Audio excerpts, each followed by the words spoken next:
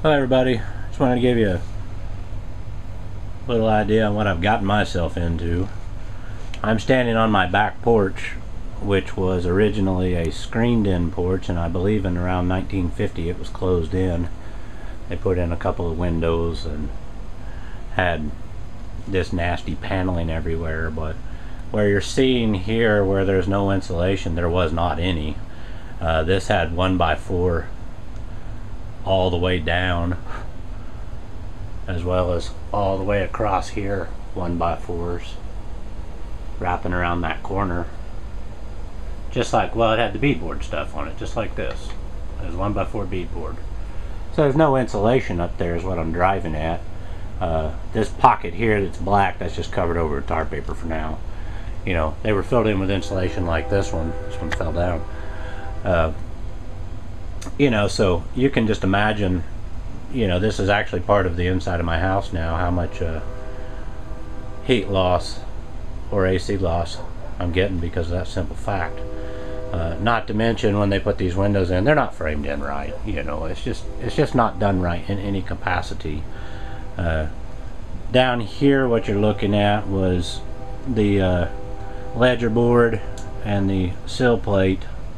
They were just gone. I replaced almost 8 foot of it to right here, about 7.5 feet. That whole section in there was just destroyed, so it had to all come out. Those 2 joists down there, they were severely rotten at the end. So to remedy that on those, I just sistered on a couple of 2x8s, put in a little 12-inch piece there, sandwiched it all together, bunch of carriage bolts. I'm not even going to have to support underneath that because it's so close to the wall. It's really not carrying much load right there. So, you know, it doesn't spring at all. It should tighten it up even more when I get the flooring back in. But I'm contemplating whether or not to tear this floor out altogether and put, you know, sheet good down here. I'm either going to have like a vinyl or, you know, maybe tile, but I'm really reluctant to use tile anywhere in my house, even using, you know, the cement backer board, whatever they call that, because there's this floor you're looking at is actually a subfloor. There's no floor on top of it. It should have, you know, like a 1x something subfloor, and then on top of that, you know, your hardwood floor. But this is all I've got in the entire house. I mean, it just wasn't built right. So, and I don't want to, you know, double up layers, because, you know, everything's just going to get too tall, and I would almost have a step moving into the next room instead of a transition piece. So I'm thinking about tearing out, you know, all the floor, and the flooring actually stops, or stopped, right here. There's a little gap. I don't know if you can see it. See that gap? It had a little filler strip in there, but this actually should have gone all the way out to the outside of the ledger for support. You know, and I could put nailing strips in here if I wanted to, in between every joist, to support that area. But since I'm going to have to tear out this old sill plate, or this bottom plate anyway, you can see I cut a section out. This is all, you know, a lot of it's rotted anyway, but I got to tear that out anyhow and put a new one in. You know, I'm contemplating whether or not to rip it out. I'm going to have to just basically tear all the walls out and rebuild it because it's not done proper. So, you know, originally this pipe right here ran straight out, where my sill caulk is.